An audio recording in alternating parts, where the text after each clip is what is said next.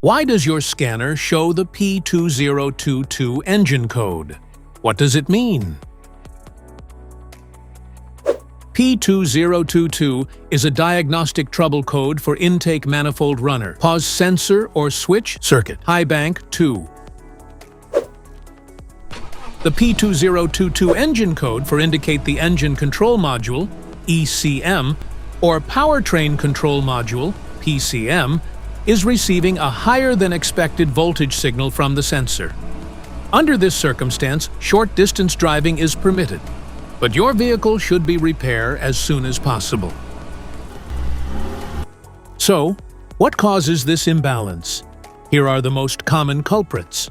This error can be caused by these possible faults in your vehicle. Damaged wiring or connections, carbon or soot buildup, faulty IMRC solenoid or actuator, vacuum leakage, PCM or software glitch.